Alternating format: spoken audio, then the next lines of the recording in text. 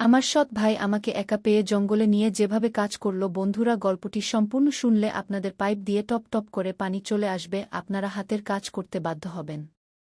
হাতের কাজ করার আগে অবশ্যই হাতের কাছে টিস্যু রাখবেন।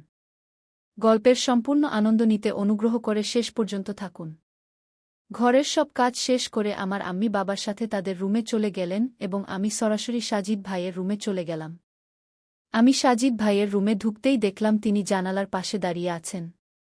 আমি রুমে ঢুকে ভিতর থেকে দরজা বন্ধ করে সাজিদ ভাইয়ের কাছে পৌঁছালাম। আমি সাজিদ ভাইয়ের চোখে অশ্রু প্রবাহিত হতে দেখলাম।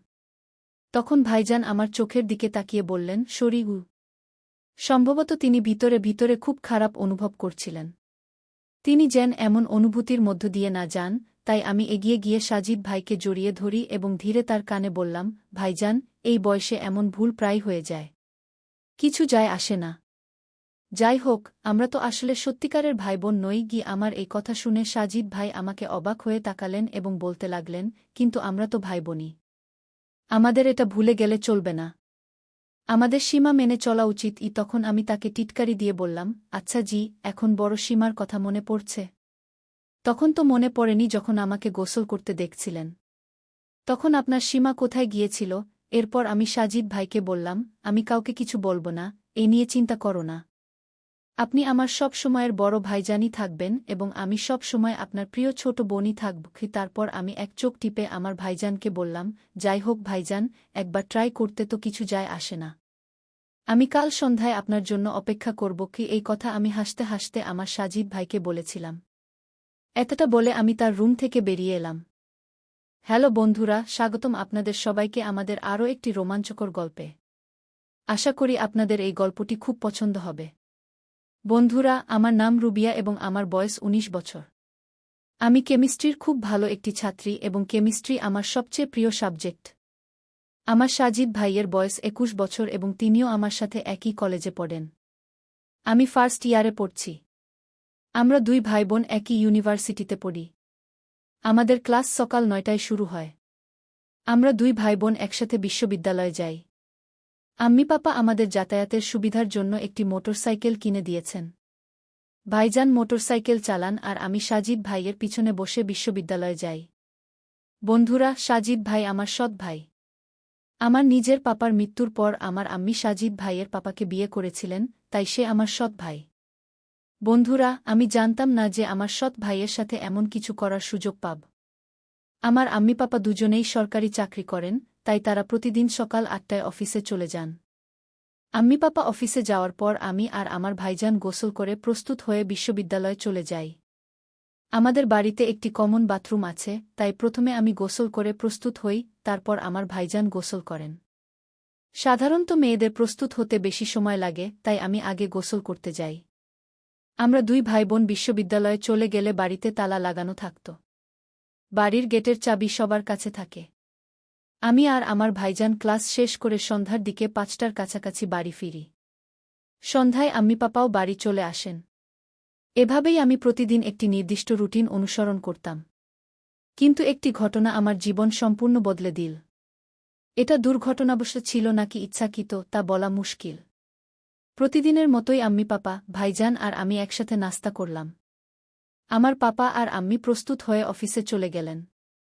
কিছুক্ষণ পর আমি গোসল করতে বাথরুমে ঢুকলাম আর দরজা বন্ধ করলাম। সেই দিন আমি বাথরুমের দরজা বন্ধ ছিল। এরপর আমি আমার জামাকাপড় খুলে পাশে রাখতে যাচ্ছিলাম, তখন আমি বাথরুমের দরজার নিচে একটি ছায়া অনুভব করলাম। আমি শাওয়ারের নিচে দাঁড়িয়েছিলাম। আমি একটু ভয় পেয়েছিলাম, তবুও ভেবেছিলাম এটা আমার মনের ভুল। কিন্তু মুখে সাবান লাগানোর সময় আমি দেখলাম বাথরুমের দরজার নিচে একটি ছায়া ঘুরছে। আমার মনে হতে লাগল কেউ দরজা দিয়ে আমাকে গোসল করতে দেখছে। কিন্তু সেই সময় বাড়িতে আমি আর সাজিদ ভাইজান ছাড়া কেউ ছিল না। তাহলে কি সাজিদ ভাইজান আমাকে গোসল করতে দেখছিলেন? হয়তো আলোর কারণে কোনো ছায়া দেখা যাচ্ছিল, তাই আমি এই খারাপ চিন্তা মাথা থেকে ঝেড়ে ফেললাম। শাওয়ার চালু করে গোসল সেরে বেরিয়ে এলাম আর জামাকাপড় পরলাম। যখন আমি দোপাট্টা উঠালাম, আমি দরজার নিচে ছায়াটিকে যেতে দেখলাম। তখন আমার সন্দেহ আরও গভীর হল। আমি গোসল সেরে আমার রুমে চলে এলাম আর প্রস্তুত হতে লাগলাম। এর কিছুক্ষণ পর সাজিদ ভাইজান প্রস্তুত হয়ে আমাকে বিশ্ববিদ্যালয়ে নিয়ে যেতে ডাকলেন। আমি আর আমার ভাইজান বাড়ির দরজা বন্ধ করে বিশ্ববিদ্যালয়ের উদ্দেশ্যে রওনা হলাম। সাধারণত প্রতিদিন আমি মোটরসাইকেলে ভাইজানের পিছনে বসি আর আমার ব্যাগ তার আর আমার মাঝখানে রাখি। কিন্তু সেই দিন আমি আমার ব্যাগ আমার পিছনে রেখেছিলাম। হয়তো আমি সেই দিন এক অন্য জগতে হারিয়ে গিয়েছিলাম। সেই দিনের অনুভূতি এতটাই ভালো ছিল যে তা কথায় বর্ণনা করা যায় না। পরের দিন সকালে আমি ভাবতে লাগলাম, কিভাবে বিশ্বাস করব যে সাজিদ ভাই আমাকে বাথরুমের দরজা দিয়ে গোসল করতে দেখেছিলেন কিনা।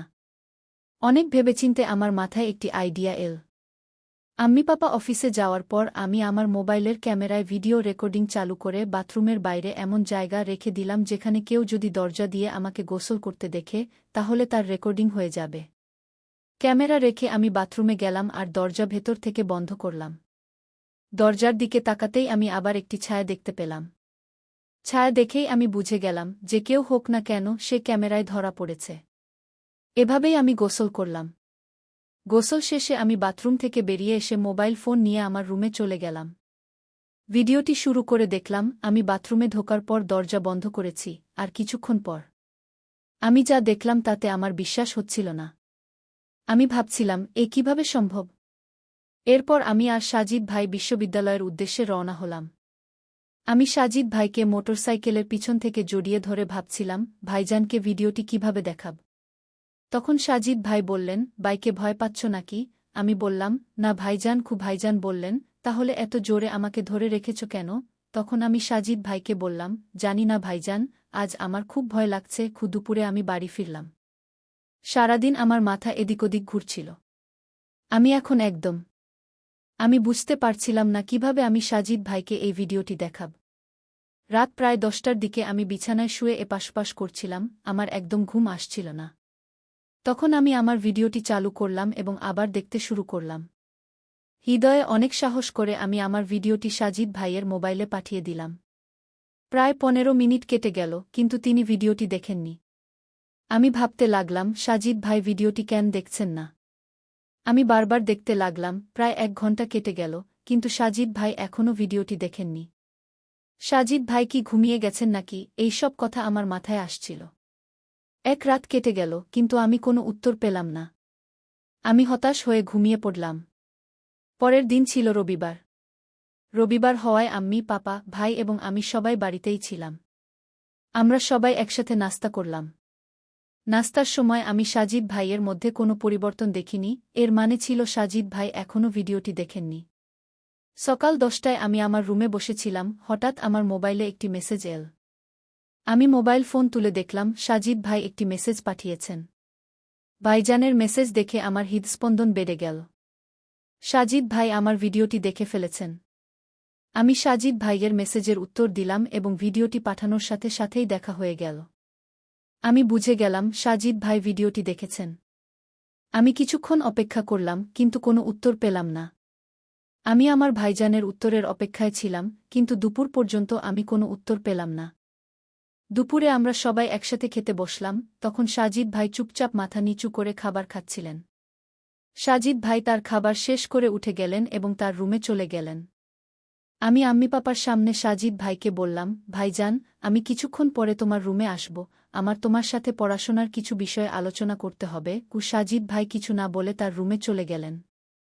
সবাইজের খাবার শেষ হওয়ার পর আম্মি এবং আমি টেবিল থেকে সব কিছু পরিষ্কার করলাম। সব কাজ শেষ করে আমার আম্মি পাপা তাদের রুমে চলে গেলেন, আর আমি সরাসরি সাজিদ ভাইয়ের রুমে চলে গেলাম। আমি সাজিদ ভাইয়ের রুমে ঢুকতেই দেখলাম তিনি জানালার পাশে দাঁড়িয়ে আছেন। আমি রুমে ঢুকে দরজা ভেতর থেকে বন্ধ করে সাজিদ ভাইয়ের কাছে পৌঁছে গেলাম। আমি আমার ভাইজানের চোখে অশ্রু দেখতে পেলাম।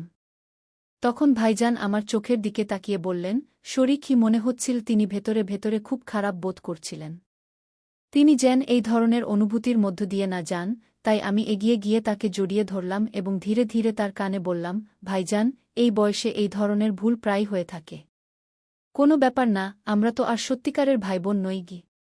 আমার কথা শুনে সাজিদ ভাই খুব অবাক হয়ে আমার দিকে তাকালেন এবং বলতে লাগলেন, কিন্তু আমরা তো ভাইবোনই না। আমাদের এটা ভুলে গেলে চলবে না, দুজনকেই নিজের সীমার মধ্যে থাকতে হবে। তখন আমি তাকে টিটকারি দিয়ে বললাম, আচ্ছা জি, এখন বড় সীমার কথা মনে পড়ছে।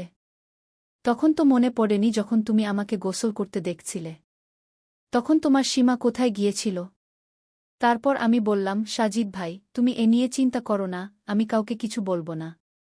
তুমি সবসময় আমার বড় ভাইজানই থাকবে, আর আমি সবসময় তোমার প্রিয় ছোট বোন থাকব। তারপর আমি এক চোখ টিপে সাজিদ ভাইকে বললাম, ভাইজান, যাই হোক, একবার ট্রাই করতে তো কিছু যায় আসে না। কাল সন্ধ্যায় তোমার জন্য অপেক্ষা করব। এই কথা আমি হাসি মুখে ভাইজানকে বলেছিলাম। এতটা বলে আমি তার রুম থেকে বেরিয়ে এলাম, আর তিনি আমাকে খুব অবাক হয়ে তাকিয়ে থাকলেন।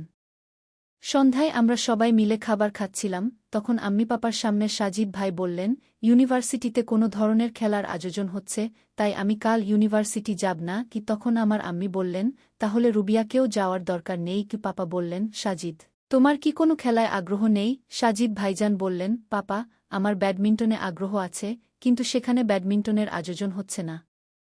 এখানে কিছু খেলোয়াড় আছে যারা ছোট ছোট স্কুল থেকে এসে ইউনিভার্সিটিতে তাদের প্র্যাকটিসের জন্য আসছে। পাপা বললেন, তাহলে ঠিক আছে, কাল তোমরা দুজনেই বাড়িতে থাকবে। আমি ভাইজানের দিকে তাকিয়ে হালকা হাসলাম।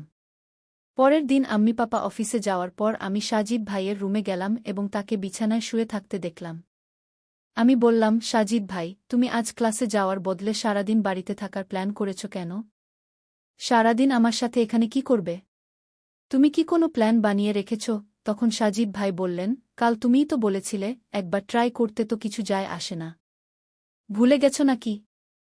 তাই আমি ঘরে থাকতে চেয়েছিলাম। তখন আমি হেসে আমার সাজিদ ভাইকে বললাম, ওহ ভাই, তুমি তো বড় স্মার্ট হয়ে গেছ। কাল তো তুমি বড় কুমিরের অস্ত্র ফেলছিলে, বড় মর্যাদার কথা বলছিলে। এমন কথা বলে আমি তাকে জ্বালাতে লাগলাম। তখন তিনি দৌড়ে আমার পিছনে ছুটলেন এবং আমাকে ধরে ফেললেন। বলতে লাগলেন, তুমি ঠিকই বলেছ ভাইয়া, আমরা তো কোনো খাঁটি ভাইবোন নই। যাই হোক, একবার চেষ্টা করলে কিছু যায় আসে না আগে। এমন কথা বলে সাজিদ ভাই আমাকে ধরে তার বেডরুমে নিয়ে গেলেন এবং তারপর সব মর্যাদা ত্যাগ করে তার ও আমার ইচ্ছা পূরণ করতে লাগলেন। তাই বন্ধুরা, আজকের গল্প এটাই ছিল। আপনি এই গল্প সম্পর্কে কি বলতে চান তা আমাদের কমেন্টে জানাবেন। ভিডিওটি ভালো লাগলে লাইক করুন, শেয়ার করুন এবং সাবস্ক্রাইব করুন। ধন্যবাদ।